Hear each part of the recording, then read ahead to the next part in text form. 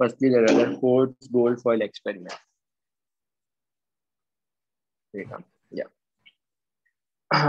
Rutherford ने gold foil ही क्यों लिया था? Is there any particular reason behind it? Rutherford ने क्या किया था? गोल्ड फॉइल पे अल्फा पार्टिकल स्ट्राइक करवाए थे एंड उसके बाद में उसने डिफ्लेक्शन मेजर किया था। ठीक है, या यस गार्गी बोलो।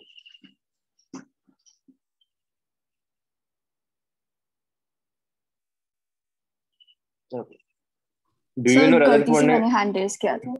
Okay, no problem. Do you know कि रदरफोर्ड ने गोल्ड फॉइल ही क्यों लिया था? Is there any specific reason behind it?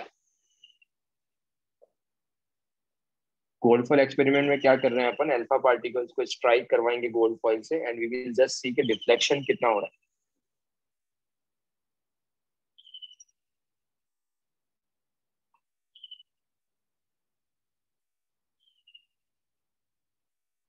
नहीं पता?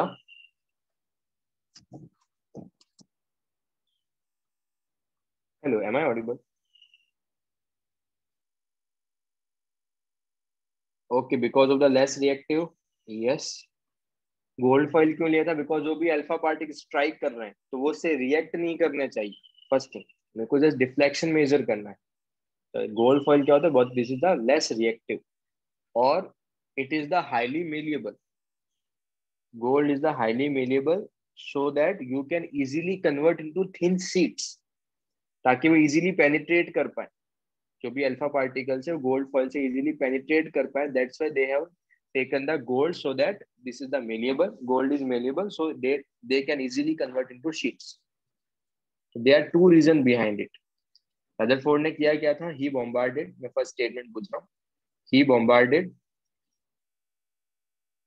thin 10 to the power minus 4 mm gold foil which are the less reactive and malleable with high speed alpha particles and notice the visible light and glow on the ZNS. Setup क्या है वो diagram देखने से पहले एक और diagram देख लेते हैं। लेट्स से उन्होंने एक रेडियो एक्टिव एलिमेंट लिया। He has taken the radioactive source.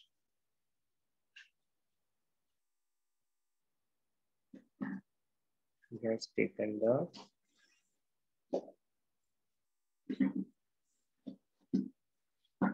Radioactive source. Radioactive source क्या करेगा? वो अल्फा पार्टिकल्स इमिट करेगा।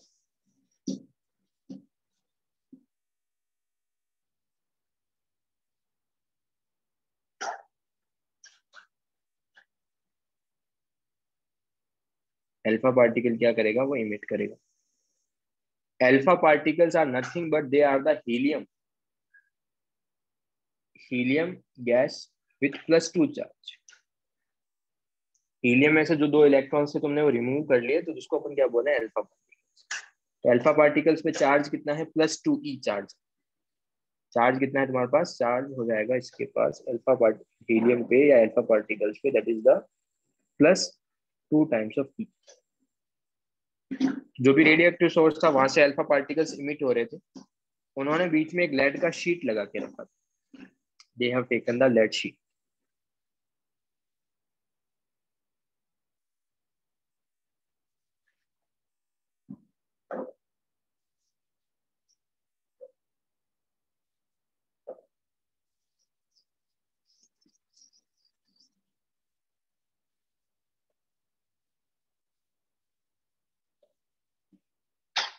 They have taken the lead sheet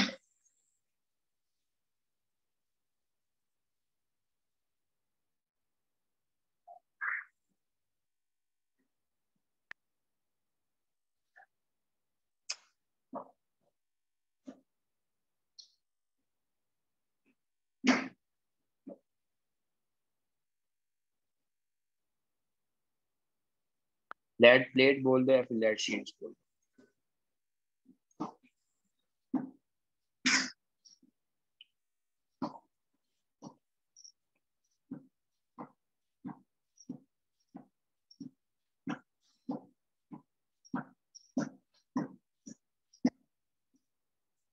lead पेड़ का क्या टेंडेंसी रहता है? दे विल ऑब्जर्व, दे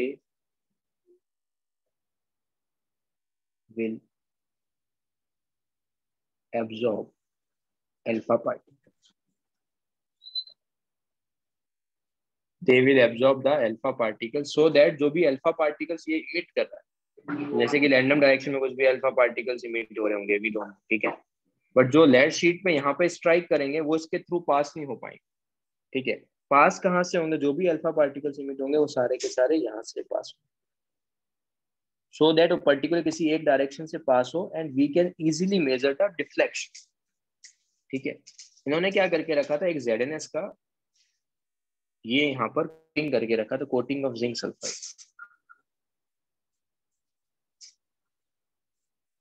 तो अगर कोई भी चार्ज पार्टिकल स्ट्राइक करेगा तो दे स्टार्ट ग्लोइंग, कहीं पर भी स्टार्ट कर, कहीं से भी अगर वो सपोज स्ट्राइक करेगा तो ग्लो करना स्टार्ट कर देगा।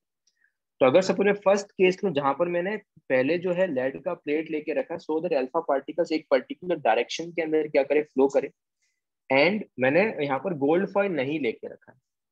तो अगर गोल्ड फॉइल नहीं लिया है तो क्या होगा, उन्होंने जब मेजरमेंट किया देन दे ऑब्जर्व दैट कि जो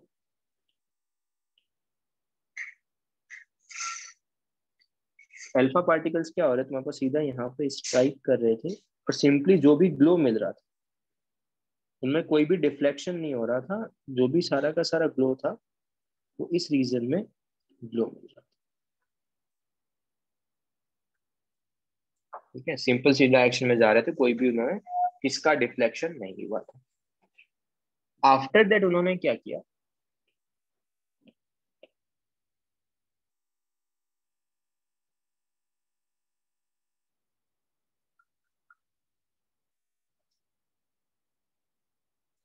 दे have taken the gold sheets, gold foil बोल सकते हो। उन्होंने क्या करे, गोल्ड का एक फॉइल लिया। गोल्ड क्यों लिया, because they were the highly malleable and the less reactive, जो भी अल्फा पार्टिकल स्ट्राइक करेंगे वो उसके साथ रिएक्ट नहीं करने चाहिए, एंड मेलिएबल की प्रॉपर्टीज के कारण you can easily convert into sheets. So उन्होंने गोल्ड फॉइल लिया था, क्या कोई और फॉइल भी लिया था क्या? उन्होंने फर्स्टली उन्होंने गोल्ड फॉइल पे एक्सपेरिमेंट किया। अपार्ट फ्रॉम दैट उन्होंने गोल्ड फॉइल के साथ साथ एजी का भी फॉइल लिया था, एजी भी लिया था एंड कॉपर भी लिया था, ठीक है।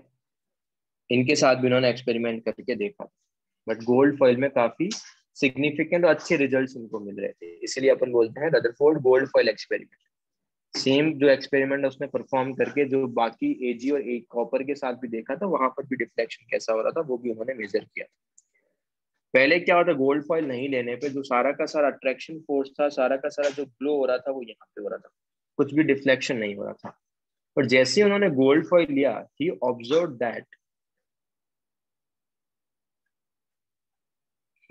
दैट इस बार ग्लो जो है वो पर्टिकुलर उस सिग्निफिकेंट रीजन पे नहीं मिलके, कुछ जो ग्लो था वो डायरेक्टली इसी डायरेक्शन में, कुछ यहीं पे हो रहा था, कुछ ऐसे डिफ्लेक्ट हो रहे थे। यहाँ पे क्या होता है, डिफ्लेक्शन हो रहा था, किन्हीं किन्हीं का बहुत ज्यादा डिफ्लेक्शन भी हुआ है। तो इस तरीके से उन्होंने डिफ्लेक्शन भी देखा कि कहाँ कहाँ पर ग्लो के बेसिस पे डिसाइड हो। एक बार पहले ग्लो, अब यहाँ पे ग्लो हो रहा है, यहाँ पे ग्लो हो रहा है, कुछ कुछ रेज यहाँ पे ग्लो हो रही है, कुछ यहाँ पे हो रहा है, यहाँ पे हो रहा है। तो पहले जहाँ पे सारा का सारा ग्लो एक ही रीजन में हो रहा था स्ट्रेट, अब वही रेज क्या हो रही है, डिफ्लेक्ट हो रही है। एक्सपेरिमेंट समझ में आया क्या है, what is the purpose of lead plate, what is the purpose of gold, what is the purpose of zinc sulphide, क्या वो क्लियर है सबको?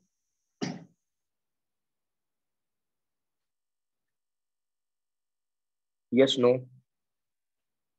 मैंने चैट एक्चुअली में प्राइवेट करके रखा, जो भी को होस्ट है ना उसको मैसेज ड्रॉप।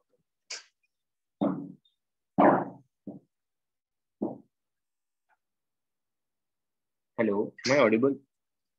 तुमको जो भी है को होस्ट को मैसेज करने हैं, अदरवाइज मेरे को वो मैसेज नहीं दिखेगा। अगर तुम्हें पहले भी कोई चैट सेक्शन में कुछ मैसेज किया होगा तो मेरे को विजिबल नहीं, ठीक है।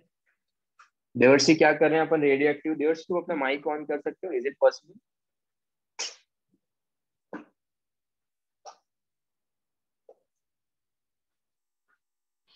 Yes sir. हाँ बोलो, क्या डाउट है तुम्हारा, डाउट ही बदलो, मैं तुमको वो बता दूँ। सर आप एक और बार एक्सपेरिमेंट एक्सप्लेन कर सकते हो? पूरा करो एक्सप्लेन, ठीक है। Yes, sir. सबसे पहले क्या किया इन्होंने, रेडियो एक्टिव सोर्स किया। रेडियो एक्टिव सोर्स क्या करते हैं, वो अल्फा पार्टिकल्स को इमिट करते हैं, तो जैसे ही अल्फा पार्टिकल्स इमिट होंगे, अगर सपोज तुमने लेड का शीट्स लेके रखा है, लेड का शीट क्या करता है, अल्फा पार्टिकल्स जो भी उससे स्ट्राइक करेंगे वो एब्जॉर्ब कर लेगा, शो दैट वो उसके थ्रू पास ना हो, रैंडम डिफ्लेक्शन पहले ना हो, अल्फा पार्टिकल्स पर्टिकुलर एक डायरेक्शंस के अंदर फ्लो करने चाहिए। तो this is the purpose of lead plate. ये क्लियर है बच्चे? बच्चे ये क्लियर है तो क्या? सर डायरेक्शन के लिए लेड। डायरेक्शन, ताकि वो एक पर्टिकुलर जहाँ पे होल करके रखा था ना, यहाँ पे उसने क्या हाँ। करके रखा था, यहाँ पे वो होल था, इस डायरेक्शन में क्या है, हल्का सा होल है लेड प्लेट के बीच में, तो अल्फा पार्टिकल सिर्फ यहीं से ही क्या करेंगे, पास करेंगे। ठीक है, ओके सर। ताकि वो पर्टिकुलर डायरेक्शन में पास करे, so that we can measure the deflection. जिसके बाद डिफ्लेक्शन क्या हुआ वो हम अपन मेजर कर सके इसे। क्लियर है ये वाला पॉइंट? हाँ सर।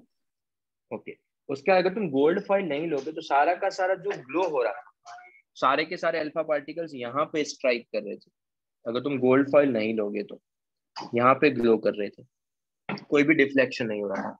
बट जैसे ही तुमने गोल्ड फॉइल लिया, तो जो जब वो जिंक सल्फाइड से जो ग्लो हो रहा था, डिफरेंट डिफरेंट डायरेक्शन में ग्लो हो रहा था, यहाँ पे हो रहा था, यहाँ पे हो रहा था, वो डिफ्लेक्ट होना स्टार्ट हो गया।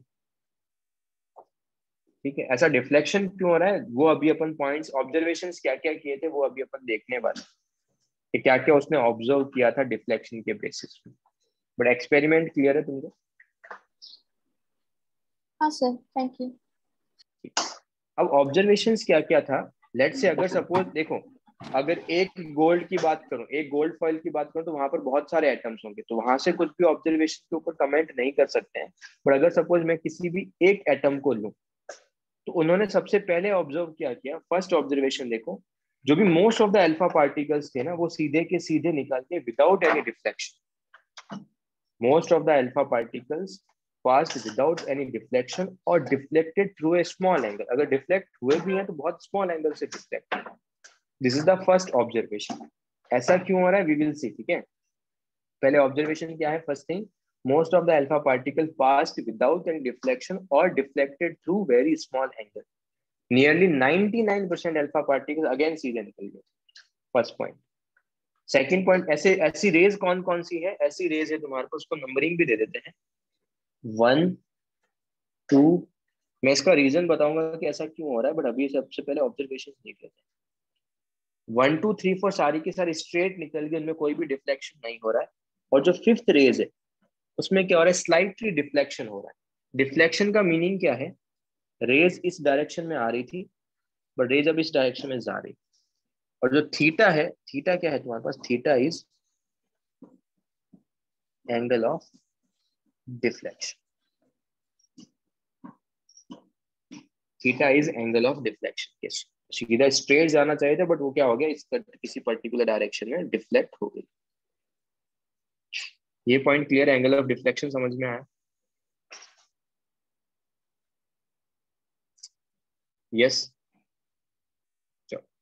सेकंड पॉइंट क्या था, some of them are deflected from their path by an angle of 90 degree or more. If I take the rays number 6 and rays number 7, angle of deflection क्या हो रहा है तुम्हारे पास, इस डायरेक्शन में आना चाहिए था, जो थीटा है डेफिनेटली क्या होगा, ग्रेटर देन 90 डिग्री।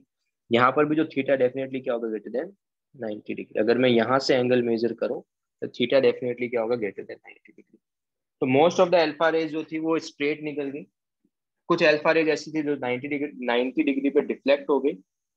एंड जो थर्ड ऑब्जर्वेशन है, अगर तुमने 20,000 अल्फा पार्टिकल्स को स्ट्राइक करवाया, तो उसमें से एक अल्फा पार्टिकल्स ऐसा था वो जिस डायरेक्शन में प्रोपोगेट हुआ उसी डायरेक्शन में वापस आ गया। Only a few were return back in their original direction of propagation. बहुत कम रेस थी, बट 20,000 में से एक रे ऐसा था जिस डायरेक्शन में गया है उसी डायरेक्शन में वो वापस आ गया।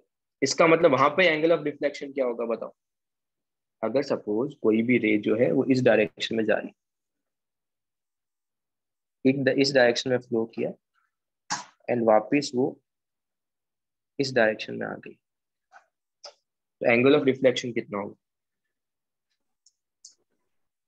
एंगल ऑफ डिफ्लेक्शन मतलब यहाँ जाना चाहिए था बट वो एक्चुअल में उल्टा चला गया है, तो एंगल ऑफ डिफ्लेक्शन कितना हो जाएगा तुम्हारे पास, 180 डिग्री। ठीक है, स्ट्रेट जान जाए तो पीछे आ जाते, डिफ्लेक्ट कितना हो गया 180 डिग्री डिफ्लेक्ट होगा तब वो पीछे आ जाए। क्लियर है बच्चे लोग ये वाला part? Yes no? But actually में ऐसा हो क्यों रहा है? ठीक है, what is the reason behind? अब तुम एक चीज बताओ, अगर सपोज किसी का भी जेड अगर एटॉमिक नंबर, एलिमेंट का सिंबल एक्स है, जेड एटॉमिक नंबर है, ए मास नंबर, एटॉमिक नंबर कितना है उसका जेड, मास नंबर कितना है उसका, that is the A, atomic number Z, mass number A, number of protons कितने होंगे?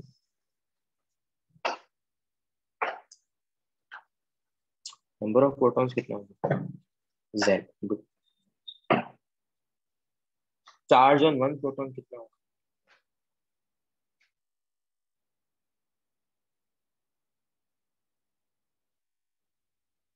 एक प्रोटॉन पे कितना चार्ज?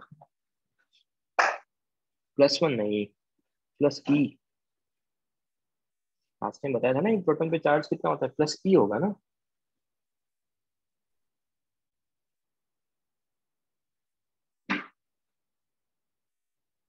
तो टोटल चार्ज कितना होगा?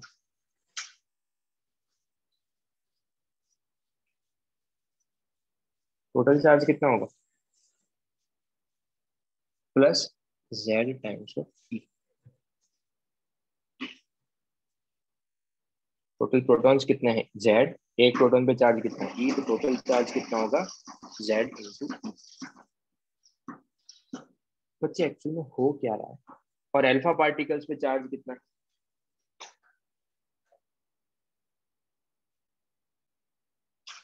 अल्फा पार्टिकल्स पे चार्ज कितना है?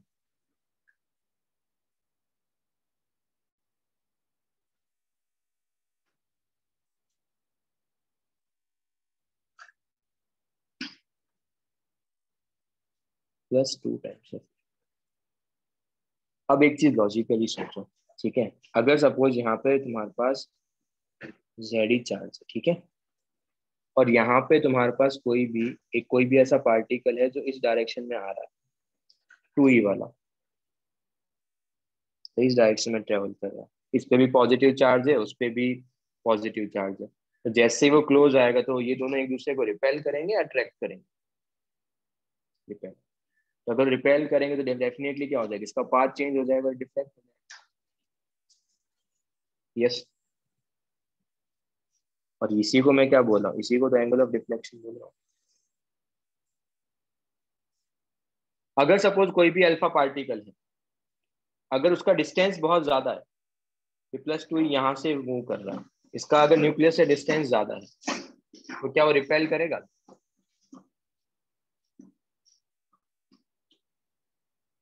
Yes no?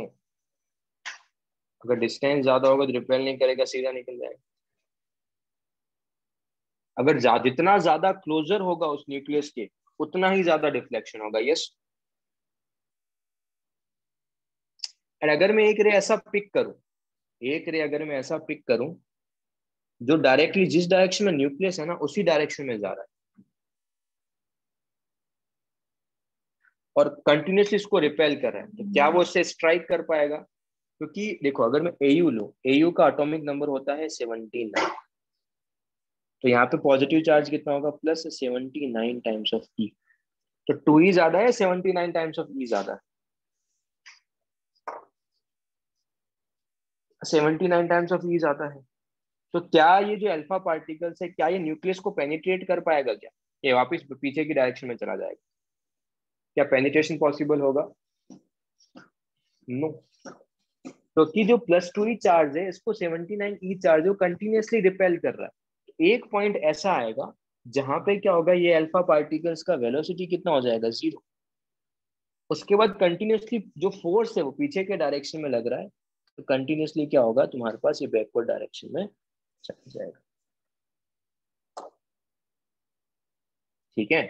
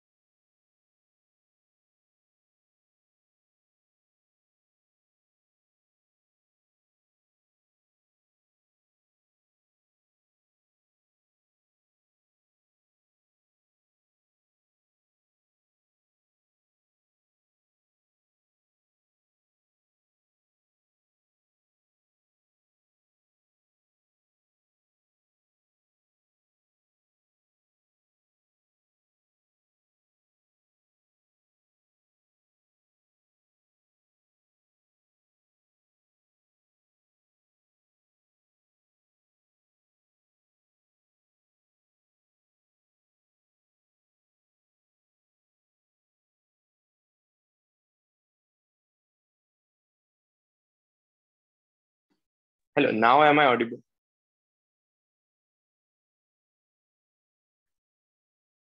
मैंने बताया ना कभी कभी वो प्रॉब्लम होता है कि वो पता नहीं, आई डोंट नो, वो अपने आप लॉग आउट हो जाता है। तो कभी भी ऐसा इंसिडेंट हो तो just wait for 1 to 2 minutes, okay? तो अगर सपोज तुमको सबको ये चीज समझ में आया कि why alpha particles are deflecting, वापस रिटर्न क्यों आ रहा है और कुछ स्ट्रेट क्यों निकल रहा है, डिफ्लेक्शन क्यों हो रहा है, ये समझ में आता है सब लोगों को? Yes, no?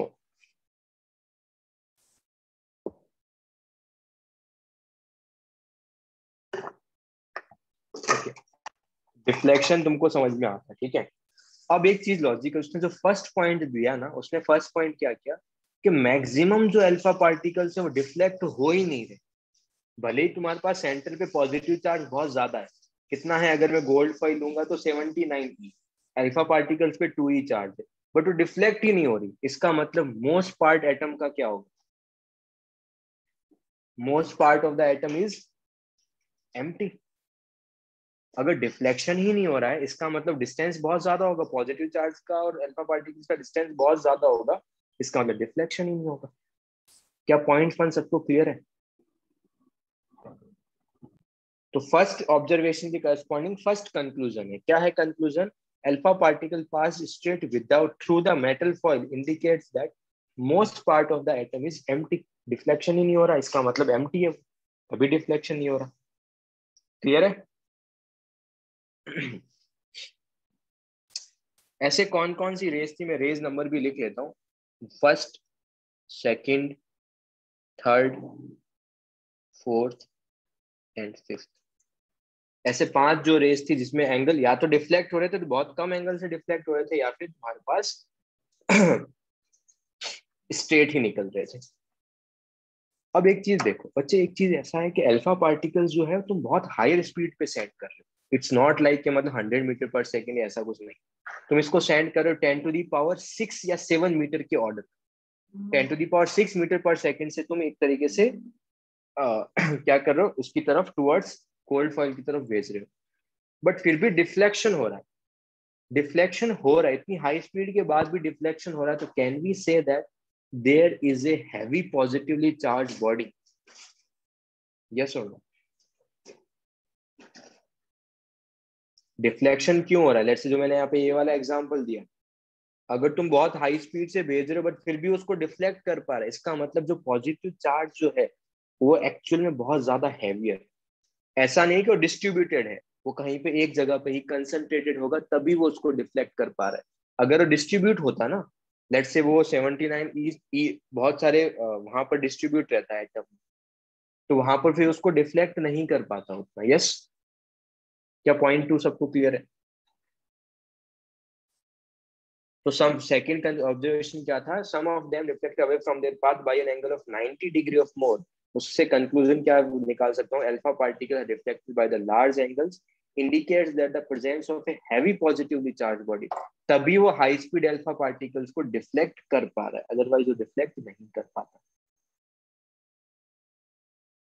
Okay, second observation के करस्पॉन्डिंग सेकंड कंक्लूजन भी हो गया। थर्ड, तुम 20,000 क्या कर रहे हो, अल्फा पार्टिकल्स स्ट्राइक कर रहे हो, उसमें से एक ही वापस आ रहा है, और वापस कौन आएगा? जो डायरेक्टली जहां पर वो पॉजिटिव चार्ज उसी डायरेक्शन में अगर प्रोपोगेट करेगा तभी वो वापस आएगा। यस? Yes, no? इसका मतलब जो वॉल्यूम है उस पॉजिटिव चार्ज बॉडी का, वो बहुत कम होगा या बहुत ज्यादा होगा?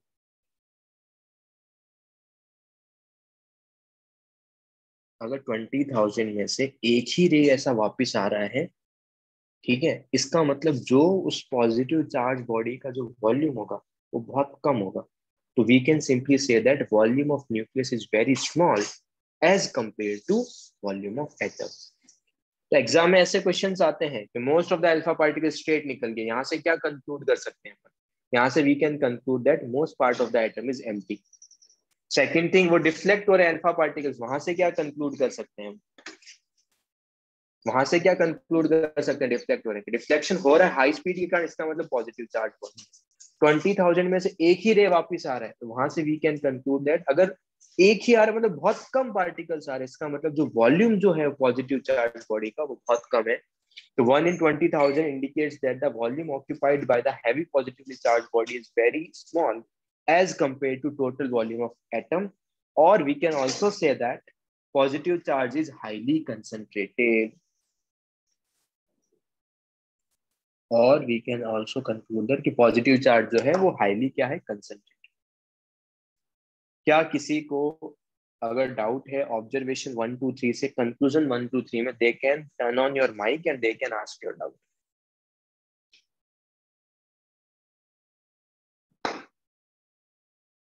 किसी को भी कुछ भी डाउट नहीं है, आगे प्रोसीड करें।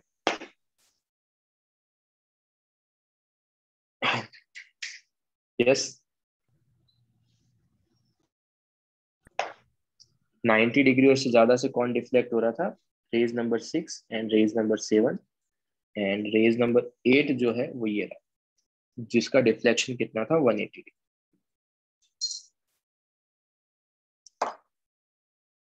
बच्चे उन्होंने गोल्ड को, because gold is less reactive, ताकि अल्फा पार्टिकल उसे रिएक्ट नहीं कर दे, फर्स्ट थिंग।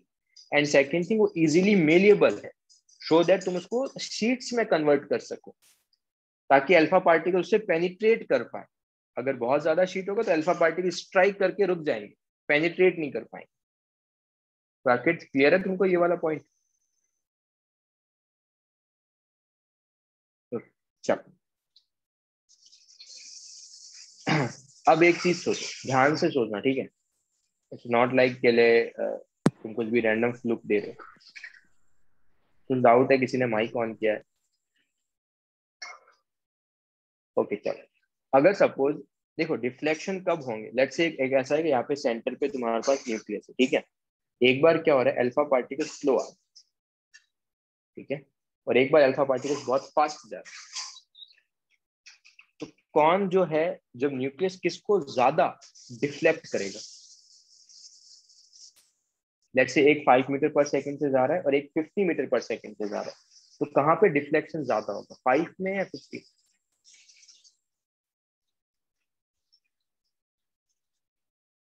स्लोवर वाले को डिफ्लेक्ट करना विल बी मोर इजियर, क्योंकि उसके पास, न्यूक्लियस के पास सफिशिएंट टाइम रहेगा उसको डिफ्लेक्ट करने के लिए।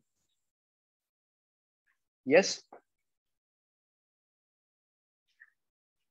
क्या ये पॉइंट क्लियर है तुमको? यस, लेस इनर्शिया भी बोल सकते हो, यस वो भी सेम चीज है।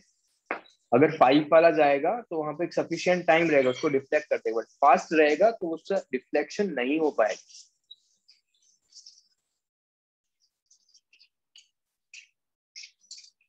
लेट्स ऐसा मान लो, अगर सपोज तुम एक बार है ना नॉर्मली वॉक कर, ठीक है, और तुमको लेट्स से कोई तुमको पुश कर रहा है, तो नॉर्मली वॉक करोगे तब तुम्हारा पुश करना ज्यादा इजी होगा, या फास्ट वॉक करोगे तब पुश करना ज्यादा इजी होगा? This the same thing.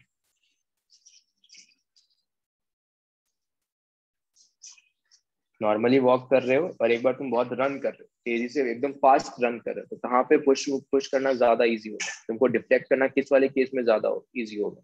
जब तुम नॉर्मली वॉक कर रहे हो। Yes,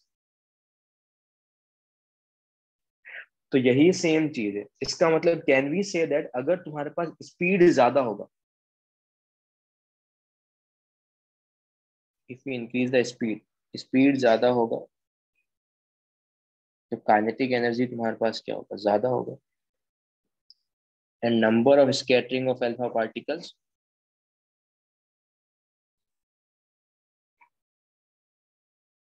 number of scattering of alpha particles क्या होगा? कम होगा या ज्यादा होगा?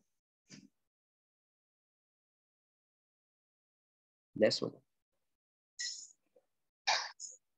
तो उन्होंने एक्चुअल में एक्सपेरिमेंट करके देखा, and he just got to know that कि number of scattering of alpha particle is inversely proportional to kinetic energy का स्क्वायर। स्क्वायर के क्यों इनवर्सली प्रोपोर्शनल है, काइनेटिक एनर्जी के क्यों नहीं? क्योंकि उसने डेटा एक्चुअल में कलेक्ट किया, जो उसने डेटा कलेक्ट किया उसके बेसिस पे उसने कमेंट किया कि एक्चुअल में वो काइनेटिक एनर्जी के स्क्वायर के इनवर्सली प्रोपोर्शनल। ठीक है,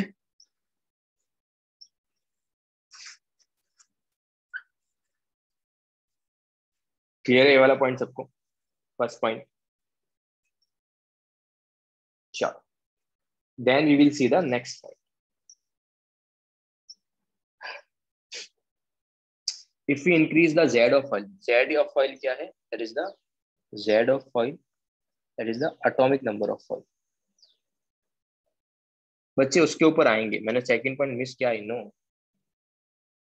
उसके ऊपर आएंगे, ठीक है, बट पहले Z ऑफ ऑयल देखते हैं, ठीक है। Z ऑफ ऑयल, अगर Z ऑफ ऑयल ज्यादा होगा, Z ऑफ ऑयल क्या है? Z ऑफ F क्या है? ऑयल का एटॉमिक नंबर। अगर Z ऑफ ऑयल तुम्हारे पास मोर है,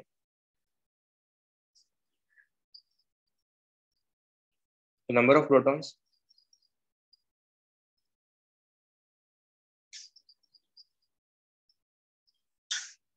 number of protons will be more.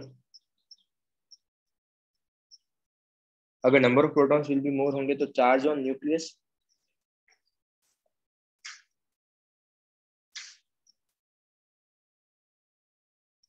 Charge कितना होता है तुम्हारे पास? चार्ज होता है Z इंटू ई, तो चार्ज ऑन न्यूक्लियस भी कितना होगा? वो भी मोर होगा। Number of scattering of alpha particles,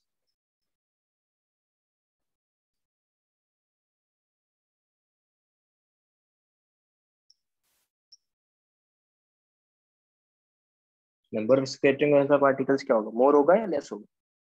अगर ज्यादा पॉजिटिव चार्ज है सेंटर पे, मोर होगा।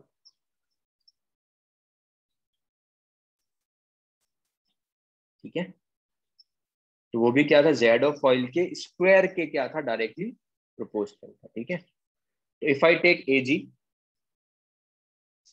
Ag का एटॉमिक नंबर होता है 47। इफ आई टेक कॉपर का होता है 29। And if I take Au का होता है तुम्हारे पास 79। तो किस वाले केस में स्कैटरिंग ज्यादा होगा? Ag, Au and copper. Higher scattering किस में होगा? Au में। लेसर स्कैटरिंग किस में होगा? Copper.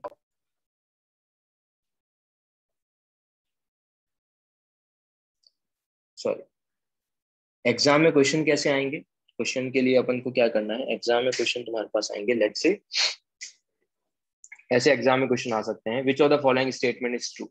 Number of scattering of alpha particle is directly proportional to Z of foil. क्या ये स्टेटमेंट ट्रू है? Number of scattering of alpha particle is directly proportional to atomic number of foil. क्या ये statement true है? This is the false statement. This is directly proportional to square of atomic number of foil. Square के directly proportional है, तो ये चीज ध्यान रखना, उसमें मिस्टेक नहीं करनी। फिर से स्टेटमेंट सुनो, number of scattering of alpha particles is inversely proportional to kinetic energy. क्या ये स्टेटमेंट सही है?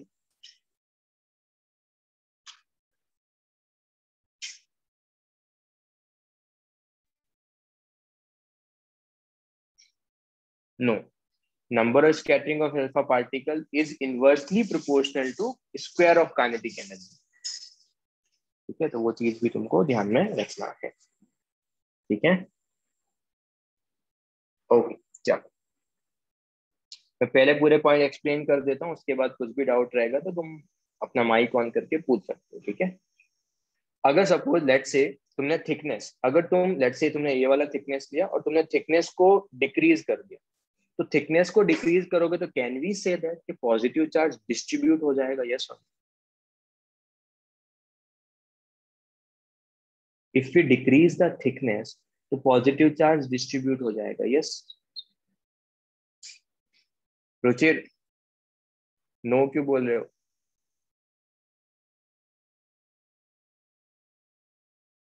रुचिर कुछ डाउट है?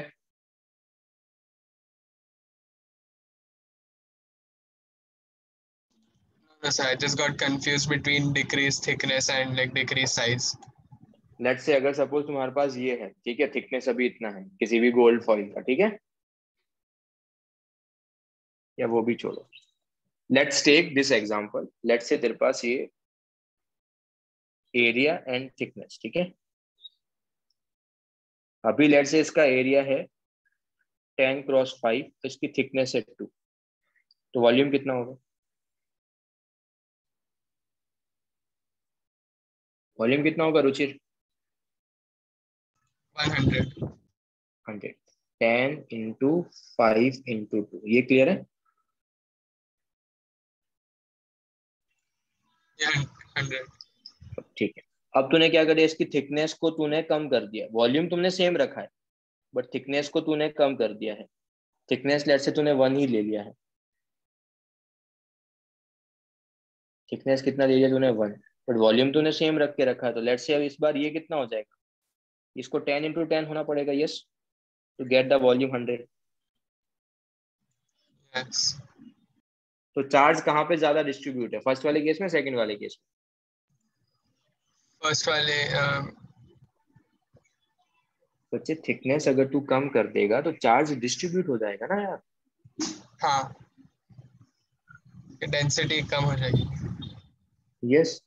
तो अगर चार्ज डिस्ट्रीब्यूट हो गया तो चार्ज कहाँ पे ज्यादा है, चार्ज डेंसिटी कहाँ पे ज्यादा है, फर्स्ट वाले केस में, सेकंड वाले केस में? सेकेंड वाले केस में. चार्ज डेंसिटी बच्चे, और चार्ज डेंसिटी सेकेंड वाले केस में वहाँ थिकनेस कम ही है. चार्ज डिस्ट्रीब्यूट कहाँ हो गया है? तो थिकनेस डेंसिटी छोड़, चार्ज डिस्ट्रीब्यूट कहाँ हो गया, फर्स्ट वाले केस में, सेकंड वाले केस में? फर्स्ट वाले केस में. अरे सामने लिखा है यार बच्चे. हाँ, सेकेंड वाले केस. फिर से रिपीट कर रहा हूँ, अगर सपोज थिकनेस तूने 2 लिया है, उसकी थिकनेस को तूने कम कर दिया है, तो चार्ज डेफिनेटली क्या हो जाएगा, ज्यादा डिस्ट्रीब्यूट हो गया ना तुम्हारे पास, थिकनेस ज्यादा हो गई. तो yes, yes, no? Yes. Okay. अब तुम एक चीज बताओ, अगर चार्ज डिस्ट्रीब्यूट जहां पे हो गया वहां पे डिफ्लेक्शन ज्यादा होगा या कम होगा? ज्यादा हो गया क्योंकि डिस्ट्रीब्यूट हो गया. बाकी सब लोग बताओ, रुचिर को छोड़ो, बाकी सब लोगों का क्या रिव्यू है इसके ऊपर? अगर चार्ज डिस्ट्रीब्यूट हो गया तो डिफ्लेक्शन ज्यादा होगा या कम?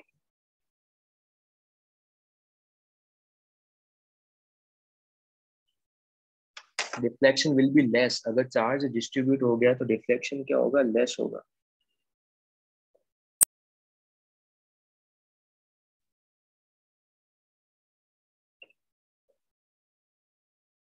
रुचिर, बाकी सब लोगों को समझ में आ गया? तू यहाँ देख, ये ले पॉजिटिव चार्ज, 6 पॉजिटिव चार्ज है इस वॉल्यूम में, ठीक है, और एक बार 6 पॉजिटिव चार्ज है इस रीजन में, और तू अल्फा पार्टिकल्स यहाँ से भेज रहा है. तो किस वाले केस में ज्यादा डिफ्लेक्शन होगा, फर्स्ट वाले केस में या सेकंड वाले केस में? फर्स्ट वाले केस. अब समझ में आया तेरे को? हाँ, ओके ओके. ठीक है. तो यहाँ पे डिफ्लेक्शन डेफिनेटली क्या होगा, कम. तो अगर लेस डिफ्लेक्शन, तो अगर तुम थिकनेस को कभी भी इंक्रीज करोगे, थिकनेस को कम करोगे तो चार्ज डिस्ट्रीब्यूट होगा, डिफ्लेक्शन भी कम होगा. तो कैन वी से दैट कि number of scattering of alpha particle is directly proportional to the thickness of metal foil? Yes,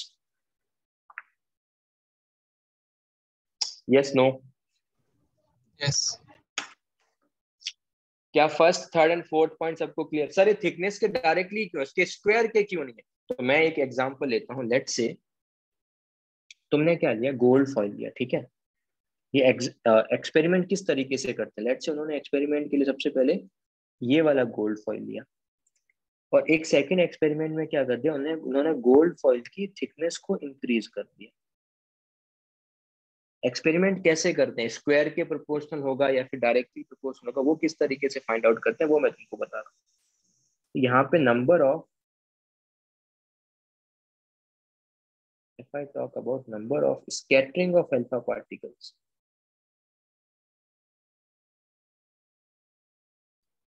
जब 10 to the power -4 mm लिया तो तुम्हारे पास क्या हो गया, ये लेट्स से स्कैटरिंग हो रही थी 5 पार्टिकल्स की, अभी स्कैटरिंग हो रही है 10 पार्टिकल. तो तुमने क्या किया, थिकनेस को ट्वाइस किया, तो स्कैटरिंग भी कितना हुआ, ट्वाइस हो गया. यस. इसका मतलब ये क्या है, डायरेक्टली प्रोपोर्शनल है किसके, थिकनेस ऑफ मेटल फॉइल की. It is directly proportional to thickness of metal foil. ये पॉइंट क्लियर है? एक्चुअल में वो इस तरीके से एक्सपेरिमेंट करके देखते हैं, एयू का पहले ये थिकनेस लिया, बाद में थिकनेस चेंज किया, देखा अब डिफ्लेक्शन कितना हो रहा है, इस बेसिस पे वो कमेंट किया उसने कि थिकनेस के डायरेक्टली प्रोपोर्शनल है।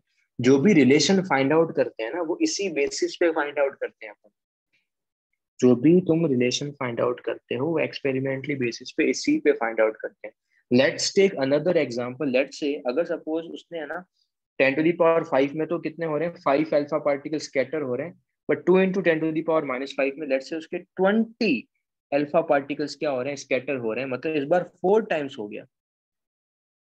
मैं एक हाइपोथेटिकल केस ले रहा हूँ कि अगर ऐसा होता, तो अगर ये ऐसा होता तो थिकनेस ऑफ मेटल फॉइल के क्या होता फिर? वो तुमने किया ट्वाइस है बट वो 4 टाइम्स बढ़ रहा है, इसका मतलब थिकनेस ऑफ मेटल फॉइल के डायरेक्टली प्रोपोर्शनल होता है, उसके स्क्वायर के डायरेक्टली प्रोपोर्शनल होता है, या फिर उसके क्यूब के डायरेक्टली प्रोपोर्शनल होता है? बताओ।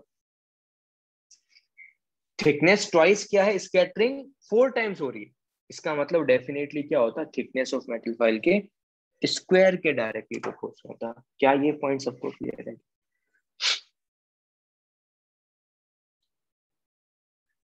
इस तरीके से, बट एक्चुअल में ऐसा नहीं होता। एक्चुअल में क्या होता है, जो फर्स्ट वाला केस है वही होता है। तो जो भी स्क्वायर आ रहा है, किसी का ये भी डाउट होना चाहिए सर जेड ऑफ फॉइल के स्क्वायर के ही क्यों है, वो जेड ऑफ फॉइल के क्यों नहीं है?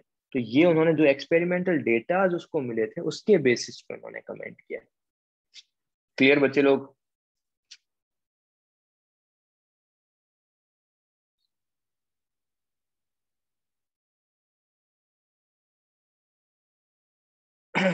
ठीक है। अब तुम एक चीज बताओ, अगर एंगल ऑफ डिफ्लेक्शन इंक्रीज होगा तो ऐसी नंबर ऑफ रेज जो है कम है या ज्यादा है? जिसका डिफ्लेक्शन ज्यादा हो रहा है ऐसी रेज ज्यादा है या फिर कम? ध्यान से देखो डायग्राम, ये रहा डायग्राम।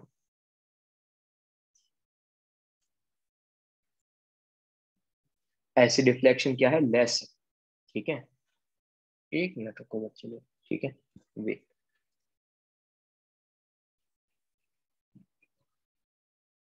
तुम एक दूसरे के मैसेज थोड़ी देख पा रहे हो अभी, नहीं ना?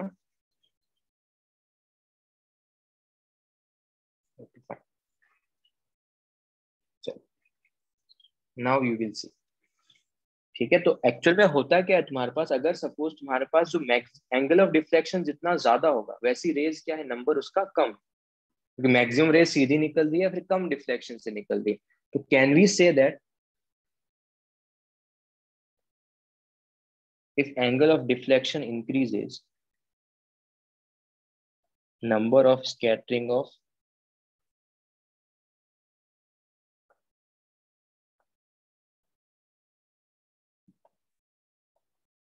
alpha particles decreases?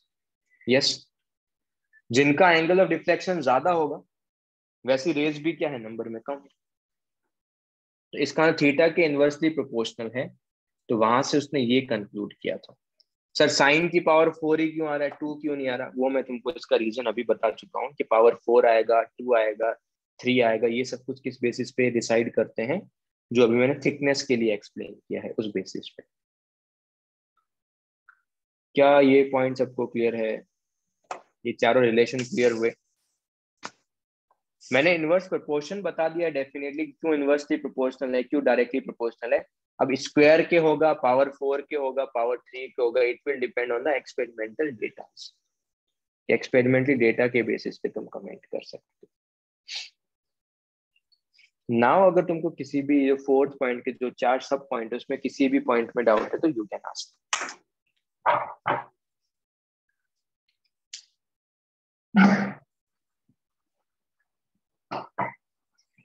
तो अपना माइक भी ऑन कर सकते हो, ठीक है? रुचिर अपना माइक ऑन कर ले और पूछ ले जरा डाउट, ताकि वो जल्दी हो जाए, चैट सेक्शन में टाइम वेस्ट मत करो। या Sir, if we know that like number of scattering of particles is inversely proportional to 1 upon kinetic energy square, and that is the same as 1 upon sin raised to 4 theta upon 2.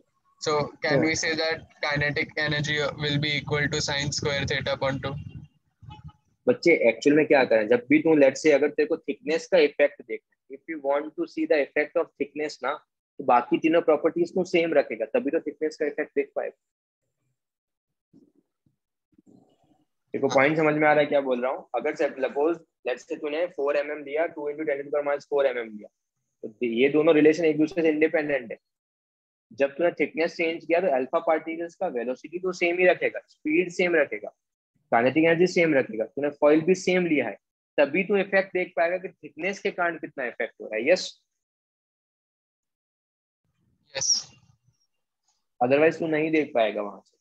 तो ये दोनों एक दूसरे से related नहीं है। ऐसा नहीं कि तू ऐसा नहीं बोलेगा कि अच्छा सर इसका मतलब आप ये बोले कि Z of fall is inversely proportional to the kinetic energy. No, इन दोनों में रिलेशन नहीं है। ये काइनेटिक एनर्जी और जेड ऑफ फॉइल में रिलेशन है, ये रिलेशन है काइनेटिक एनर्जी और स्कैटरिंग ऑफ अल्फा पार्टिकल के बीच में रिलेशन है। अगर मेरे को काइनेटिक एनर्जी का इफेक्ट देखना है तो बाकी जो भी प्रॉपर्टीज होगी, बाकी जो भी जिस पे भी डिपेंड करेगा वो मैं सेम रखूंगा प्रॉपर्टीज। क्लियर है रुचिर? Okay sir. तो एक्सपेरिमेंट जब भी करते हैं, जब भी तुम एक्सपेरिमेंट करोगे तो इसी तरीके से तुम इफेक्ट देख पाओगे, अदरवाइज इफेक्ट ही नहीं देख पाओगे। तुम काइनेटिक एनर्जी भी चेंज कर रहे हो, जेड ऑफ फॉइल भी चेंज कर रहे हो, थिकनेस भी चेंज कर रहे हो, तो तुमको इफेक्ट, हाँ कुछ ना कुछ इफेक्ट आएगा, बट तुम मेजर नहीं कर पाओगे कि कौन किसके डायरेक्टली प्रोपोर्शनल है, कौन किसकी इनवर्सली प्रोपोर्शनल। ठीक है, ओके, क्लियर है? Yes sir. ओके चलो, अब एक next point, fourth point clear हो गया तो नेक्स्ट पॉइंट देखते हैं, that is the fifth point. Fifth point क्या है? सबसे पहले जब भी स्कैटरिंग होती है, scattering of alpha particles involve perfectly elastic nuclear collision and follow the only thing that is the follow the law of conservation of energy, momentum and angular momentum. Angular momentum और momentum क्या है we will see in the Bohr model, but अभी के लिए energy conservation क्या है या elastic collision क्या है वो अभी देखें। लेट्स से अगर सपोज तुम्हारे पास एक क्रिकेट का बॉल है, ठीक है, उसका हाइट ग्राउंड से h, ग्राउंड का पोटेंशियल एनर्जी 0 है, क्रिकेट बॉल का मास m है, तो what will be the potential energy of cricket ball? It's mgh। ठीक है, तो क्या करके रखा है तुमने? उसको अभी होल्ड करके रखा है h हाइट h पे। अगर सपोज तुम उसको रिलीज कर दो देन क्या होगा? If we release the cricket ball then what will happen?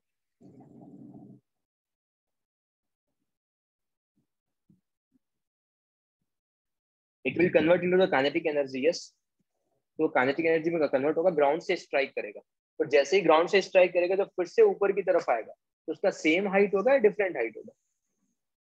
The height will be same और डिफरेंट। डिफरेंट, h से कम होगा या फिर h से ज्यादा होगा? It will be lesser than h। Yes, इसका सिंपल मीनिंग क्या है कि यहाँ पर एक्चुअल में एनर्जी लॉस हो रहा है। This particular type of collision is called inelastic collision. मतलब अगर सपोज तुमने h हाइट से रेज किया, वापस अगर h हाइट तक नहीं आ रहा, उससे कम हाइट पे आ रहा है, इट मींस कहीं ना कहीं पे एनर्जी लॉस हो रहा है। ठीक है, that type of particular collision are called the inelastic collision. Energy loss किस फॉर्म में हो रहा है? एनर्जी किस फॉर्म में लॉस हो रहा है बताओ? हीट के फॉर्म में जब वो स्ट्राइक कर रहा है, फ्रिक्शन के फॉर्म में, डिफॉर्मेशन के फॉर्म में, साउंड के फॉर्म में। इस फॉर्म में क्या हो रहा है? एनर्जी लॉस हो रहा है।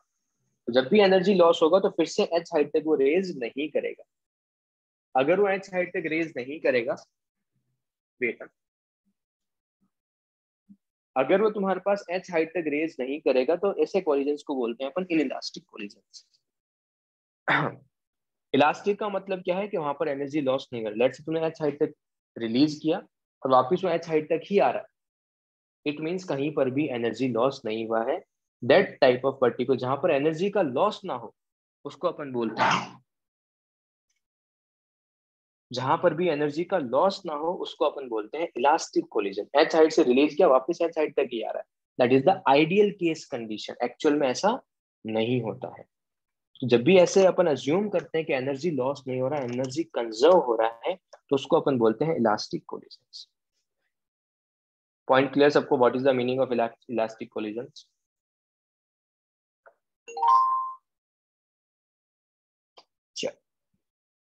तो ये हो गया। इसको मैं एक और तरीके से भी एक्सप्लेन कर सकता हूँ। लेट्स टेक दिस एग्जांपल जो अपन ने यहाँ पर एक्सप्लेन किया था। कॉपी देन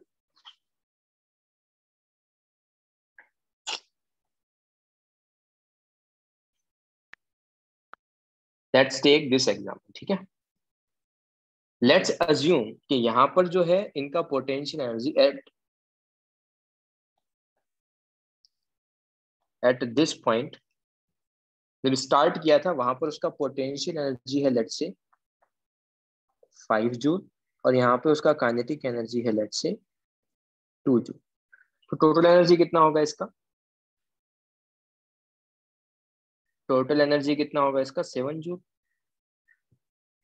जब यहाँ पे इसका वेलोसिटी 0 हो गया तो वहां पर उसका काइनेटिक एनर्जी कितना होगा? यहाँ पर जब उसका वेलोसिटी 0 हो गया तो काइनेटिक एनर्जी कितना हो जाएगा? 0। और पोटेंशियल एनर्जी कितना हो जाएगा? Potential energy will be 7। तो इसी का यही मीनिंग है, मतलब कन्वर्ट होंगे एक दूसरे में बट टोटल हमेशा क्या रहेगा? कंजर्व रहेगा। टोटल जब वो ग्राउंड से स्ट्राइक करता है पोटेंशियल काइनेटिक में कन्वर्ट होता है, फिर से काइनेटिक पोटेंशियल में कन्वर्ट होता है, बट एनर्जी कंजर्व नहीं रहती है, वो डेफिनेटली लॉस हो जाएगा। सपोज 7 जूल एनर्जी उसको मिल रहा है तो 7 का 7 काइनेटिक में कन्वर्ट नहीं होगा, उसके बाद कुछ लॉस होगा, कम ही एनर्जी कन्वर्ट होगा फिर से काइनेटिक में, और काइनेटिक फिर से पोटेंशियल में। उसको बोलते हैं इनइलास्टिक कोलिजन। बट यहाँ पर क्या हो रहा है? हर पॉइंट पे सेम रहेगा। लेट्स से यहाँ पर अगर काइनेटिक एनर्जी 1 जूल है तो पोटेंशियल एनर्जी कितना होगा? 6 जूल। सेम अगर तुम फिर से जिस पॉइंट से स्टार्ट किया है वहां पर आओगे तो फिर से वही सेम चीज हो जाएगी। क्लियर है ये वाला पॉइंट सबको?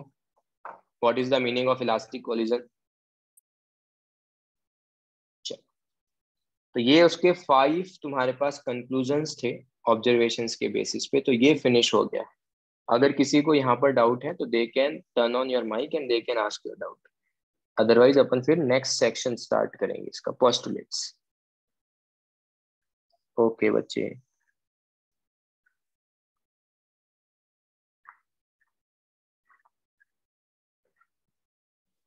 चलो तो फर्स्ट पॉइंट देखते हैं पोस्टुलेट का, वही डाउट नहीं तो ठीक है।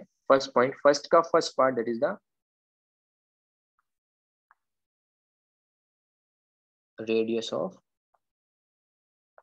न्यूक्लियस। एक और चीज बच्चे लोग, अगर तुमको डाउट्स हैं तो तुम एक्चुअल में बताओ।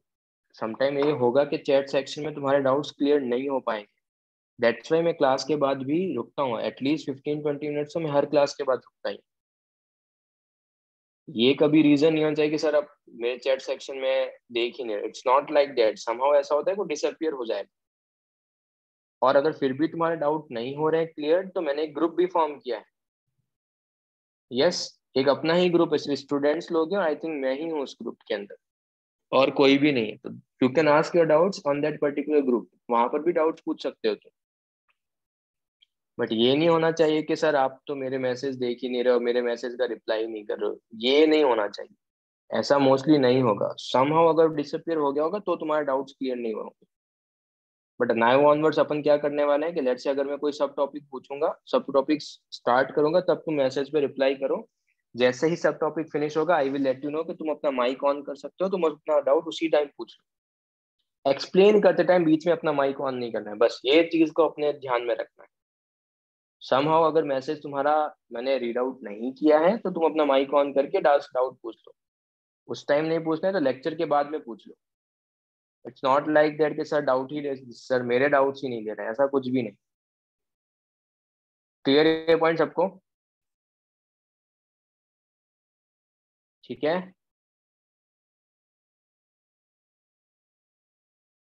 अपने डाउट रेज करोगे तभी आइडिया लगेगा। चैट में बहुत सारे लोगों के मैसेज तुम्हारे पास मिस आउट होंगे डेफिनेटली। अगर तुम बहुत सारे मैसेजेस करोगे तो एक दो मैसेज ऐसे क्या हो जाएंगे, डिसअपीयर हो जाएंगे, तो मेरे को नहीं पता चलेगा। तो तुम क्लास के बाद पूछ सकते हो डाउट्स। रदरफोर्ड ने क्या किया, उसने रेडियस न्यूक्लियस का फाइंड आउट किया, not atom, radius of nucleus. And he observe that कि radius of nucleus is directly proportional to mass number की पावर 1/3। उसने बहुत सारे मैथमेटिकल एक्सप्रेशंस भी दिए थे, जो उसने ऊपर पॉइंट्स लिखे थे ना कंक्लूजन में, उसका मैथमेटिकल एक्सप्लेनेशन भी उसने दिया था। फर्स्ट उसने बोला कि radius of nucleus is directly proportional to mass number की पावर 1/3। फर्स्ट स्टेटमेंट ये था। वेर ए क्या है तुम्हारे पास? Mass number.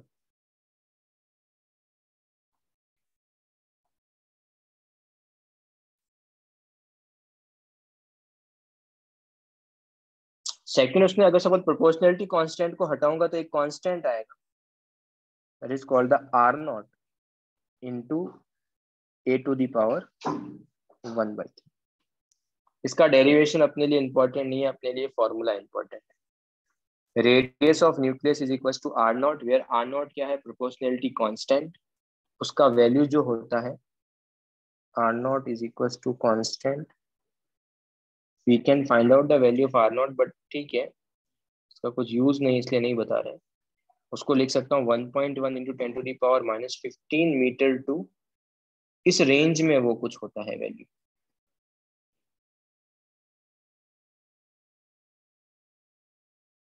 One point one into 10⁻⁻15 metre to 1.44 into 10⁻⁻15 metre, इसी रेंज में कुछ ना कुछ आर नॉट का वैल्यू आएगा। अब एक चीज उससे पहले समझो, लेट से अगर सपोज तुम्हारे पास 101 रुपीज है, या फिर 120 है, या फिर 340 है, या फिर 720 है, या फिर 860 है, या फिर 999, इस ऑर्डर में तुम्हारे पास रुपीज है लेट से, ठीक है 101 है। तो तुमको क्या करना है, 101 को लिखना है कोई भी एक ऐसा नंबर जो 1 से 10 के बीच में हो, उस फॉर्मेट में। तो क्या मैं 101 को ऐसा लिख सकता हूँ 1.01 इंटू 10⁻²। आगे जो भी नंबर लिखना है वो क्या लिखना है, 1 से 10 की रेंज में होना चाहिए। यस, क्या 101 को ऐसा लिख सकते हैं 1.01 इंटू 10⁻²? Yes, no. 120 को 1.2 इंटू 10⁻²? यस। 340 को 3.4 इंटू 10⁻²? 720 को 7.2 इंटू 10⁻²? 8.6 इंटू 10⁻²? 9.99 इंटू 10⁻²? 1000 को क्या लिखूंगा 10⁻3? 1 इंटू 10⁻3।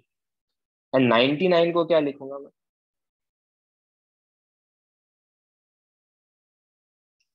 99 को 99 को क्या लिखूंगा 9.1, क्योंकि 1 से 10 के बीच में एक नंबर लेना है इंटू 10 की पावर। तो अगर बच्चे सब, अगर एक चीज तुम देखोगे इन सब में एक कॉमन चीज क्या है,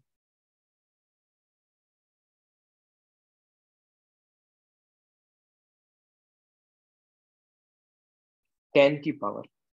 इसको बोलते हैं ऑर्डर। ऑर्डर कितना है इसका 10⁻²। मतलब अगर सपोज मैं तुमको बोलूं कि मेरे पास 101 से लेके 999 के बीच में कोई भी अगर एक नंबर पिक करूंगा, तो I can simply say that मेरे पास 10⁻² के ऑर्डर के रुपीज है। मेरे पास 10⁻² के ऑर्डर के रुपीज हैं। यस, ऐसा बोल सकता हूँ। क्या ये पॉइंट सबको क्लियर है? ऑर्डर का मीनिंग क्या है, मतलब 10 की पावर कितनी है, सिंपल। तो अगर मैं तुमको पूछूं what is the order of R naught, R naught का ऑर्डर क्या होगा? What is the order of R naught, R naught का ऑर्डर क्या होगा?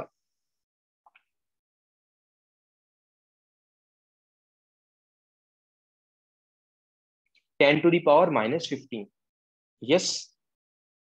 अगर आर नॉट का ऑर्डर 10⁻⁻15 है, तो order of radius of nucleus कितना होगा?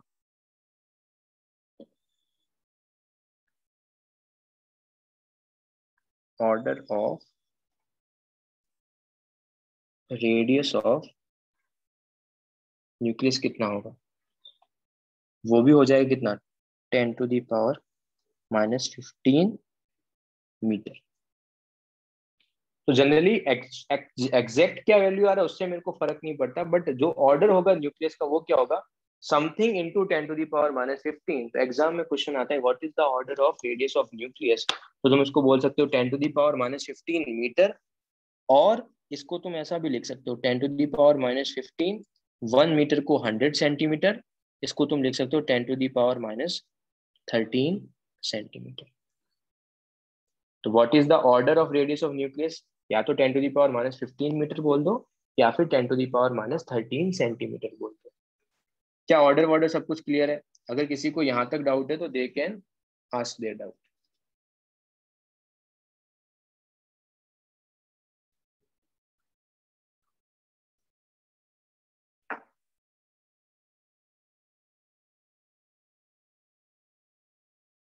बच्चे यही तो लिखा है,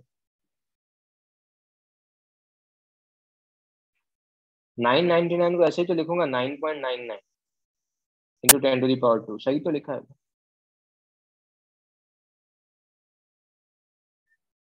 999 को यही तो लिखेंगे यार। ओके, तो I hope order of radius of nucleus सबको क्लियर हो गया होगा। Yes, okay, let's move to the second part. ये एक काम करो, एक प्रॉब्लम करो, लेट्स डू वन प्रॉब्लम। ये अब तुम्हारा मोर और लेस सारा फिनिश हो गया है, नेक्स्ट टाइम ऑनवर्ड्स तुमको प्रॉब्लम ही करने को मिलेंगे। एक दो लेक्चर रुक जाओ, बाकी में तुम्हारे पास ये थ्योरेटिकल चैप्टर नहीं है।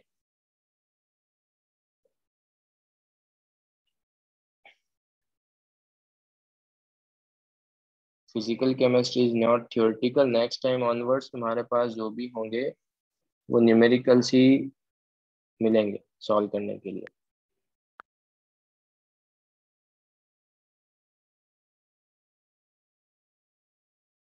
वेट, हाँ,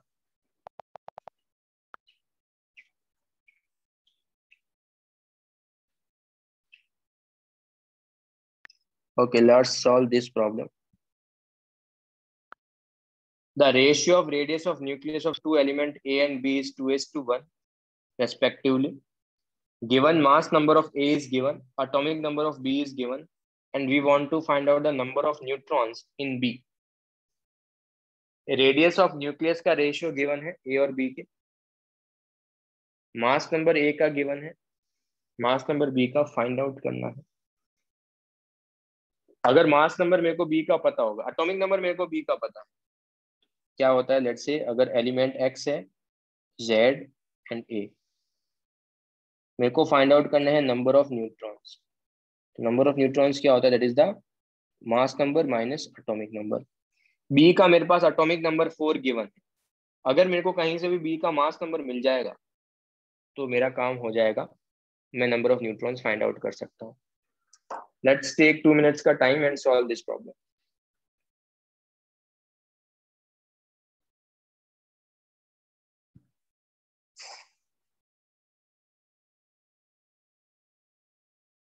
क्वेश्चन अगर किसी को क्लियर नहीं है तो दे कैन आस्क, वो अपना माइक ऑन करके मेरे को पूछ सकते हैं अगर किसी को क्वेश्चन समझ में नहीं आया तो।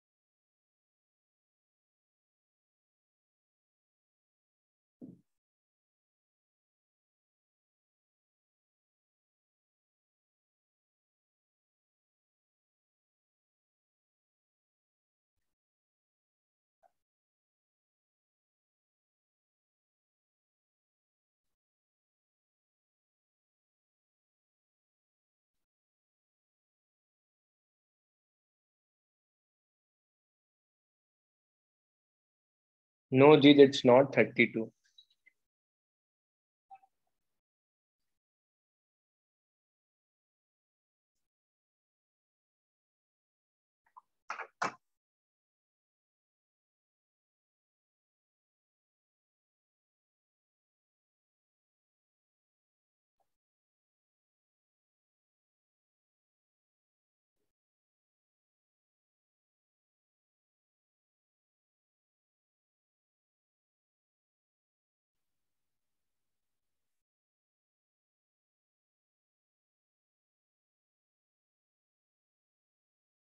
No it's not 68। 68 कैसे होगा?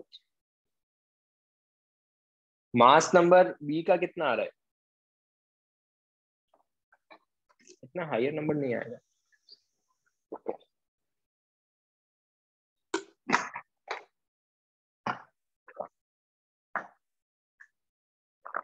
नहीं यार, क्या कर रहे हो तुम लोग? देखो, सबके आंसर ही गलत है। R of A, R of A को मैं कैसे लिखूंगा? ए नॉट इंटू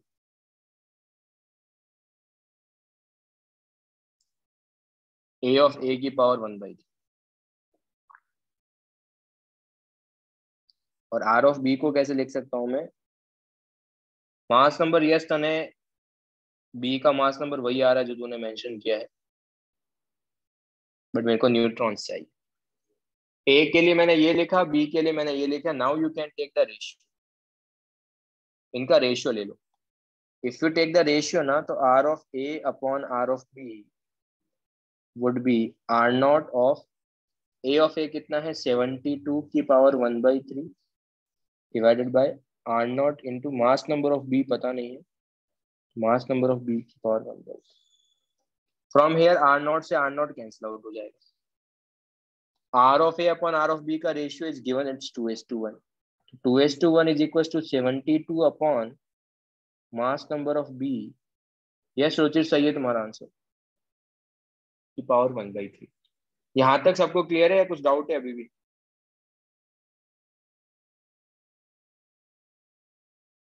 क्या ये पार्ट सबको क्लियर है?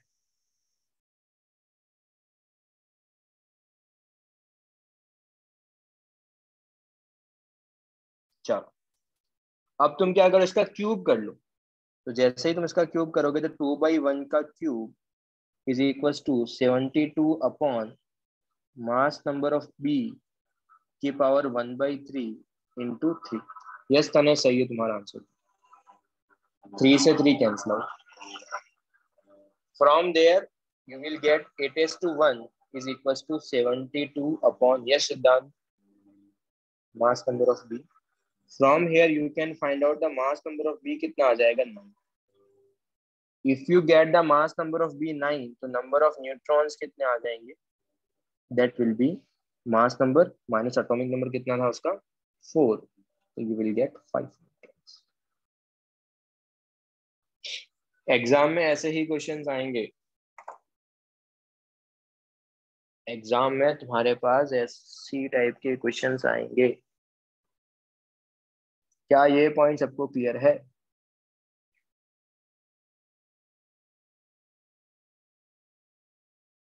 न्यूमेरिकल्स आते हैं एग्जाम में, ठीक है? किसने बोला है कि प्लीज एक्सप्लेन? जिसको भी नहीं समझ में आया तुम अपना माइक ऑन कर सकते हो बच्चे। Rajshri, you can turn on your mic. बोलो, क्या डाउट है? सर एक बार फिर से रिपीट करना। बच्चे ये फॉर्मूला समझ में आया? आर ऑफ ए के लिए मैं लिखूंगा R naught into mass number of A की पावर 1/3। Yes sir. अगर मेरे को बी के लिए लिखना होगा तो मैं लिखूंगा mass number of R of B is equal to R naught into mass number of B की पावर 1/3। यस यस बच्चे? Yes sir. ओके, फिर मैंने क्या कर लिया, मैंने रेशियो ले लिया। R of A upon R of B का रेशियो लूंगा तो आर नॉट से आर नॉट कैंसिल आउट हो जाएगा। मास नंबर ऑफ ए की वैल्यू मैंने 72 लिख ली, and mass number of B मेरे को नहीं पता है। R of A upon R of B का रेशियो क्वेश्चन में गिवन है। देखो फर्स्ट लाइन में, the ratio of the radius of nucleus of दो element A and B is 2:1। मैंने 2:1 की वैल्यू लिख दी। 2:1 is equal to 72 upon mass number of B की पावर 1/3। 1/3 को रिमूव करने के लिए मैंने दोनों तरफ क्यूब ले लिया। जैसे दोनों तरफ क्यूब होंगे तो वहां से 1/3 इंटू 3 कैंसिल आउट हो जाएगा, एंड सिंपली 2/1 का क्यूब 8:1 आ जाएगा। 8:1 is equal to 72 upon mass number of B आ जाएगा। ये क्लियर है? Yes sir. तो यहाँ से तुम्हारे पास मास नंबर ऑफ बी कितना आ जाएगा? 9। या Once you get the mass number of B is equals to 9, so atomic number is given 4. You can get the number of neutrons 5. Okay Okay, बच्चे? अच्छा, okay. Let's move to the next thing, first point ही चल रहा था, first point का first part कर लिया था, रेडियस ऑफ न्यूक्लियस अपन ने कर लिया था. Now we will find out the volume of nucleus.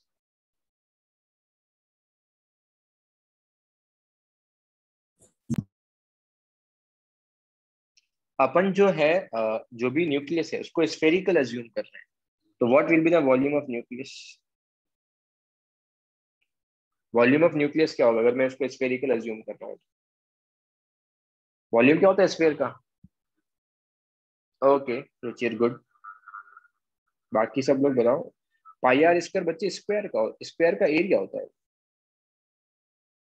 मैं स्फीयर अज्यूम कर रहा हूँ, स्फीयर का वॉल्यूम नहीं पता है तो याद रखना आज के बाद this is the 4/3 pi into R cube. Nucleus का फाइंड आउट करना है तो आर ऑफ न्यूक्लियस का cube. This is the sphere का वॉल्यूम. कोई भी अगर स्फीयर है उसका वॉल्यूम कितना होता है? 4/3 pi into R cube. Okay, उसके बाद इसको सिंपली लिख सकते हैं 4/3 pi into R of nucleus का वैल्यू ऊपर से सब्स्टिट्यूट कर देंगे. कितना था वो? R0 इंटू मास नंबर की पावर 1/3 इसका क्यूब.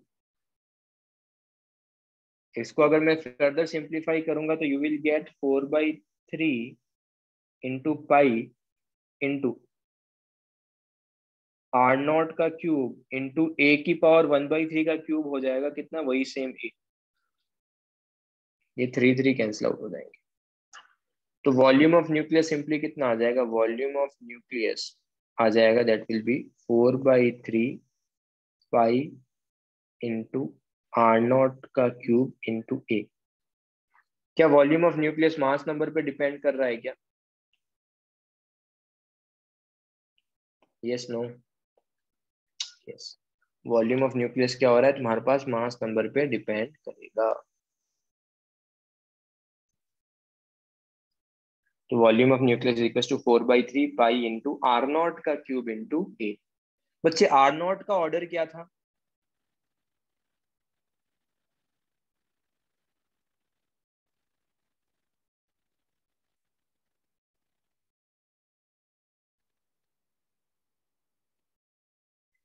R0 का ऑर्डर कितना था? देखो अभी ऊपर अपन ने R0 का ऑर्डर कितना था? 10⁻⁻15.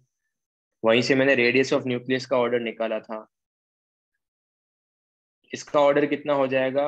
वॉल्यूम का ऑर्डर R0 का अगर 10⁻⁻15 है तो R0 के क्यूब का कितना ऑर्डर होगा?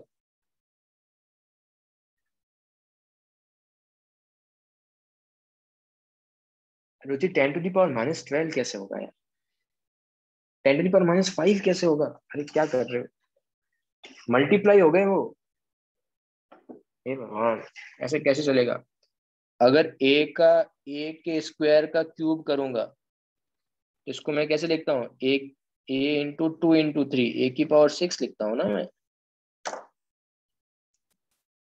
डिवाइड थोड़ी करता हूँ, मल्टीप्लाई करता हूँ पावर.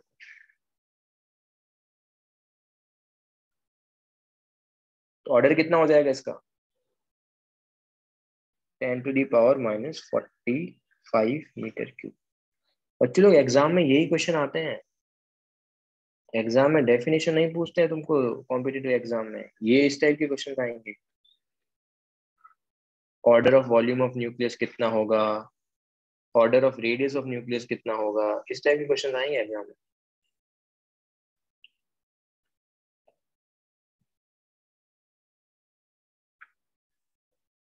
अगर तुमको एग्जाम में याद है तुम डायरेक्टली टिक कर सकते हो. क्या volume of nucleus mass number पे डिपेंड करेगा? यस. अगर ऐसा स्टेटमेंट आ गया कि which of the following statement is true? Volume of nucleus is independent from mass number. क्या स्टेटमेंट ट्रू है क्या? Which of the following statement is true? No, false. इस टाइप से एग्जाम में क्वेश्चंस तुम्हारे पास आएंगे. क्लियर है?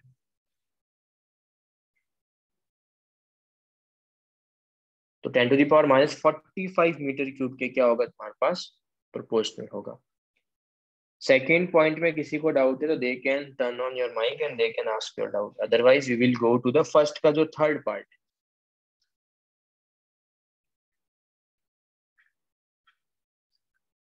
ओके चलो. डेंसिटी ऑफ न्यूक्लियस, डेंसिटी का फॉर्मूला क्या होता है?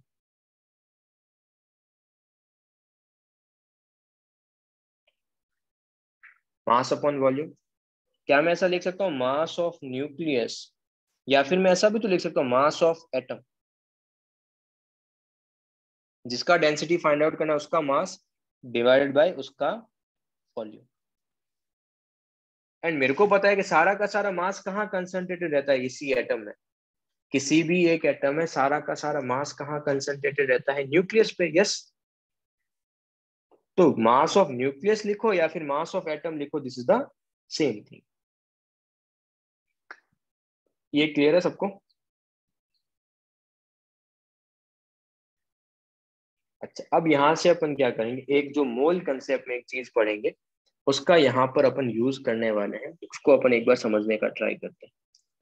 लेट्स से तुम्हारे पास कोई एलिमेंट है एक्स, उसका एटॉमिक नंबर है जेड, मास नंबर है ए। ठीक है, एटॉमिक नंबर है X, mass number of A. तो अगर मेरे को फाइंड आउट करना है what is the mass of one atom of X, what is the mass of one atom of X, उसको बोलेंगे अपन that is the mass number into AMU. क्या मुझे कोई एएमयू बता सकता है व्हाट इज द एएमयू? अगर मेरे को एक एटम के लिए कभी भी पूछा है तो मैं लिखूंगा AMU, that is the atomic mass unit.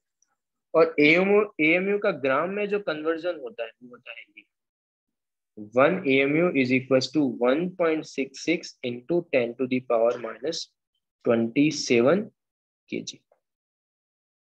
ये मुझे ध्यान रखना है।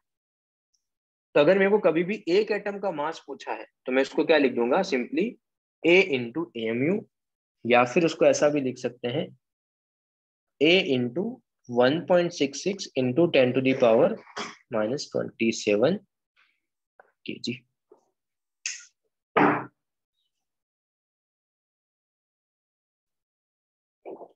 1.66 into 10 to the power minus 27 kg।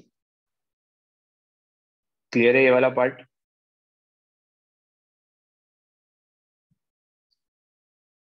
चलो, लेट्स टेक एक एटम ले ही लेते हैं। लेट्स से अगर सपोज तुम्हारे पास सोडियम है, सोडियम का एटॉमिक नंबर 11, मास नंबर 23। तो अगर मैं एग्जाम में तुमको पूछूं कि what is the mass of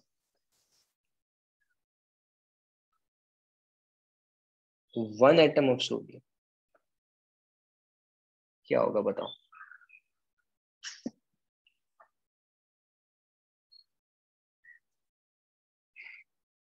क्या लिख सकता हूँ, क्या उसको मैं ऐसा लिख सकता हूँ 23 AMU? यस, मास नंबर को किससे मल्टीप्लाई करना है, AMU से। अगर मेरे को केजी में चाहिए तो मैं AMU का वैल्यू केजी में लिख लूंगा।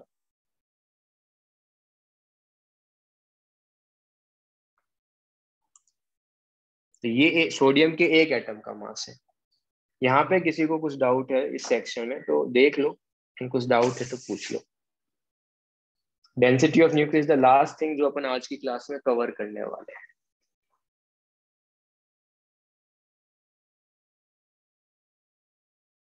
डन, आगे करें प्रोसीड अपन।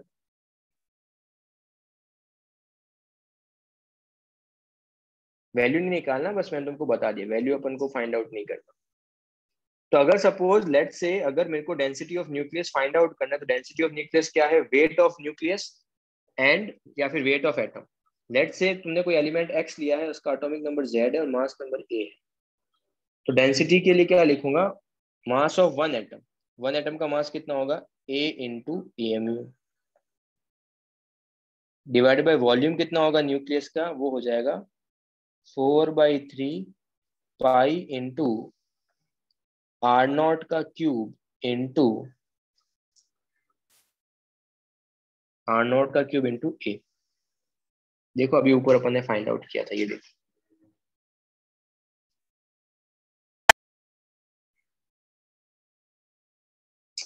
क्लियर है? Yes, no? Okay. Can we cut the A from the both side? Yes. A से A कैंसिल आउट हो जाएगा. तो क्या मैं ऐसा स्टेटमेंट बोल सकता हूँ, density of nucleus is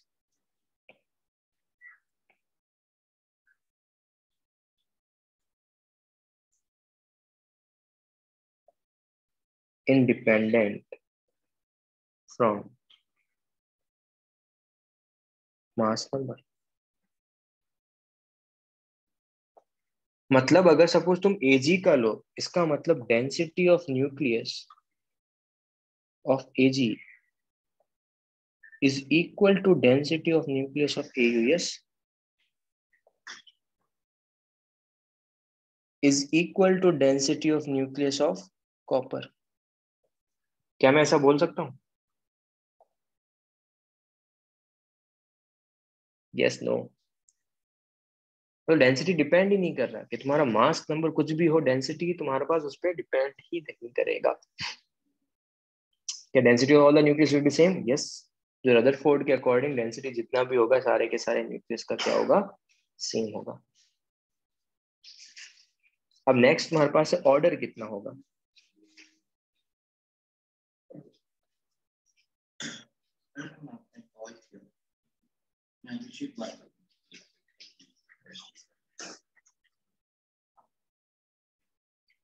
order of density of nucleus, उसके लिए क्या करते हैं? उसके लिए एएमयू को केजी में कन्वर्ट करते हैं.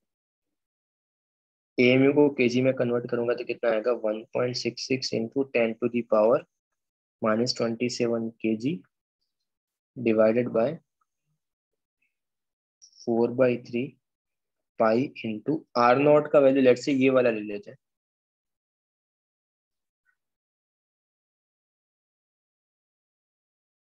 मेरे को सिर्फ 10 की पावर से फर्क पड़ता है, ठीक है? तो 10 की पावर अगर मैं देखूंगा तो ऊपर कितना आ रहा है 10 की power?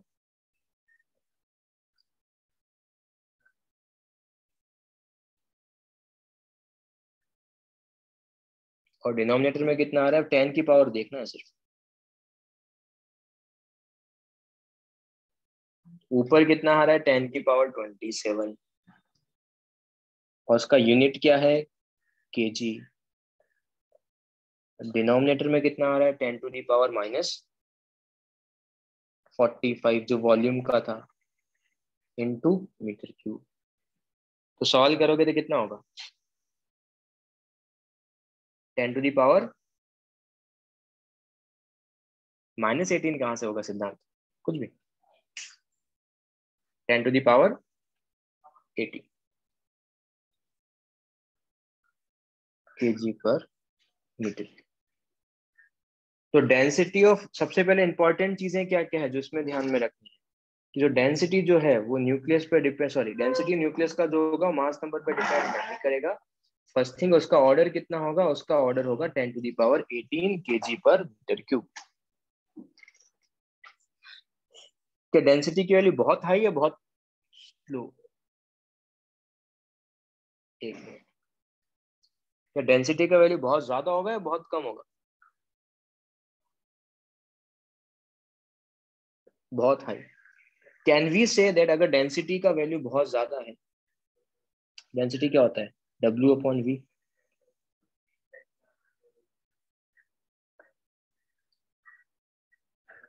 Higher mass is concentrated in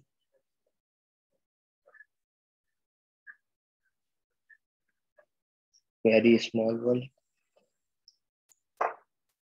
अगर मेरे पास डेंसिटी की वैल्यू बहुत ज्यादा है, इसका मतलब W बहुत ज्यादा होगा और वॉल्यूम बहुत कम होगा. अगर W बहुत ज्यादा है, वॉल्यूम बहुत कम है, तो मैं वहां से क्या कमेंट कर सकता हूँ कि higher mass is concentrated in very small volume. Yes.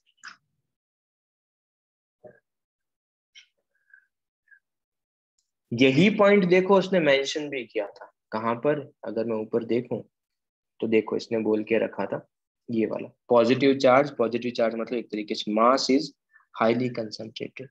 तो जो जो स्टेटमेंट उसने ऊपर लिखे थे उसका उसने मैथमेटिकल प्रूफ भी एक तरीके से दिया था.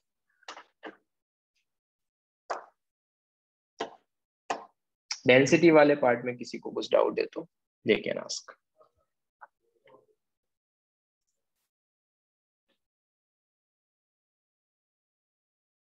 एक तुम्हारा होमवर्क है,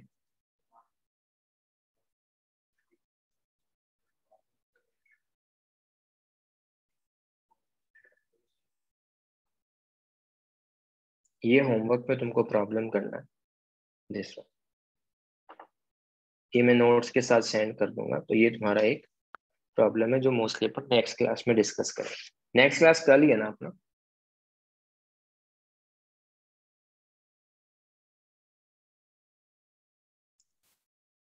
अभी तुमको कुछ भी नहीं खरीदना यार NCERT NCERT. If you need ना एनसीईआरटी तो मेरे को एक बार ग्रुप में मैसेज सेंड कर दो, मैं ग्रुप में सेंड कर दूंगा एनसीईआरटी। तो लेक्चर आज का फिनिश है। तुमको कुछ भी डाउट है तो तुम अभी मेरे को डाउट पूछ सकते हो, या फिर अगर तुमको 12:30 पूछना है 12:30 भी पूछ सकते हो, इट्स अप टू यू।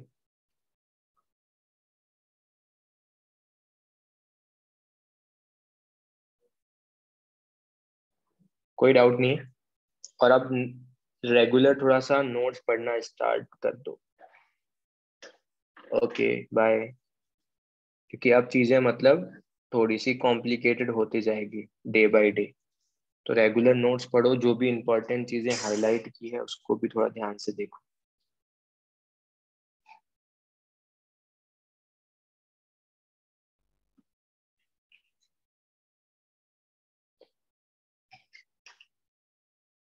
कुछ भी डाउट नहीं है किसी को? सर ये नोट्स हमको मिल जाएंगे ना? बच्चे हर क्लास के लेक्चर नोट्स मिलते हैं ना? ठीक है सर। हाँ तो इसके भी मिल जाएंगे, डोंट वरी। मैं अभी कर दूँ, मैं ग्रुप पे सेंड कर दूंगा, ठीक है?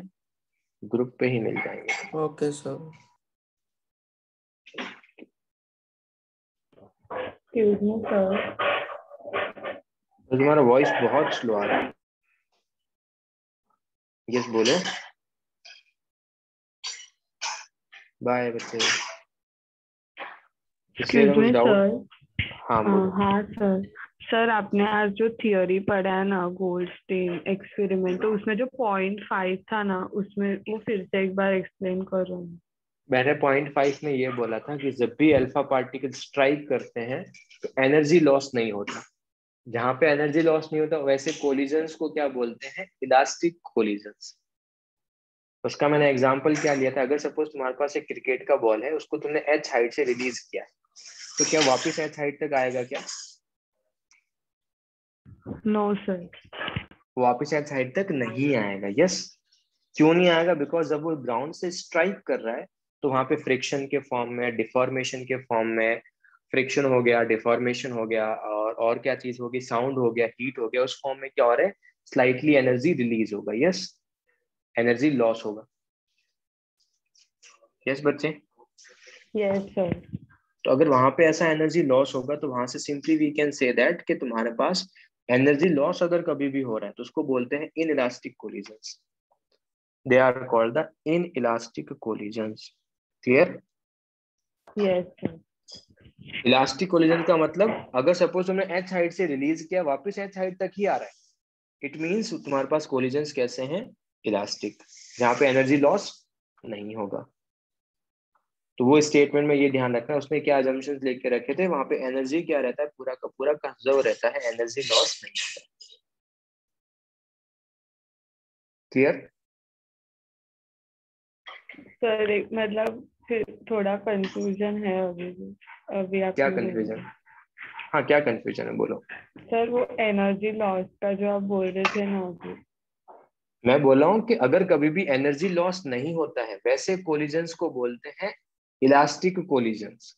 तो वहां पे उसने वही लिखा था, क्या लिखा था हाँ कि दे आर द मतलब परफेक्ट। सर अगर एनर्जी लॉस हो रहा है मतलब वो इन इलास्टिक पोजीशन हाँ और इसने क्या एनर्जी बोला था? लॉस। हाँ इसने क्या बोला था, इलास्टिक मतलब यहाँ पे नो एनर्जी लॉस, एनर्जी क्या रह रहा है तुम्हारे पास, कंजर्व रह रहा है। ठीक है?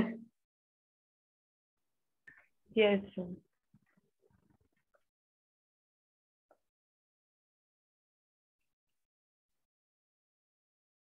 ओके, और किसी को कुछ डाउट है?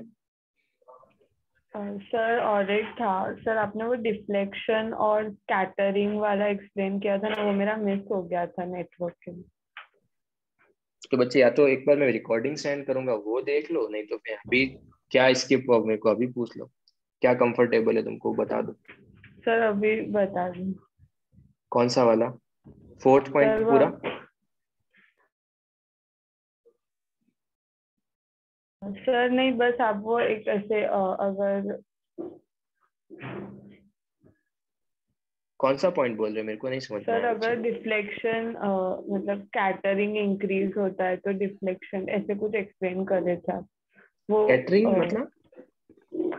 सर वो आप एक्सप्लेन कर रहे थे ना कि वो क्यू इंक्रीज होता है तो स्कैटरिंग डिक्रीज होता है।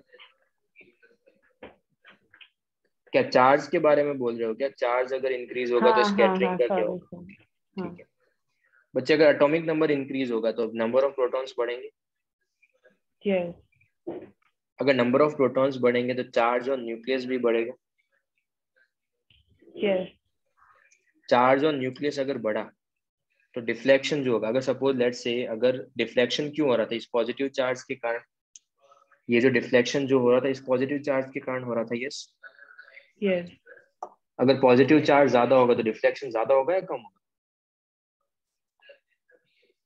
ज्यादा ज्यादा होगा। ज्यादा ज्यादा होगा। तो वही मैंने बोला था कि अगर एटॉमिक नंबर ज्यादा होगा, लेट्स से तुमने एक बार गोल्ड का फॉइल लिया, एक बार एजी का फॉइल लिया, एक बार कॉपर का फॉइल लिया, अगर एटॉमिक नंबर ज्यादा होगा तो प्रोटॉन्स ज्यादा होंगे, प्रोटॉन्स ज्यादा होंगे इसका मतलब डिफ्लेक्शन भी ज्यादा होगा, स्कैटरिंग ज्यादा होगा। तो जेड ज्यादा, हेलो, यस सर। जेड ज्यादा तो नंबर ऑफ प्रोटॉन्स ज्यादा, चार्ज न्यूक्लियस पे ज्यादा, स्कैटरिंग भी क्या होगी, अल्फा पार्टिकल्स की ज्यादा होगी, यस। यस। यस बच्चे, तो मैंने क्या एग्जांपल लिया, लेट्स से एक बार तुमने एयू का फॉइल लिया, एक बार एजी का फॉइल लिया और एक बार तुमने कॉपर का फॉइल लिया। एयू का एटॉमिक नंबर होता है 79, एजी का होता है 47 और कॉपर का होता है 29। तो किस केस के अंदर तुम्हारे पास स्कैटरिंग ज्यादा होगा इन तीनों में से? एजी, एयू या एयू। कॉपर? एयू, तो वही एक्सप्लेन किया था। Okay sir, thank you. या और किसी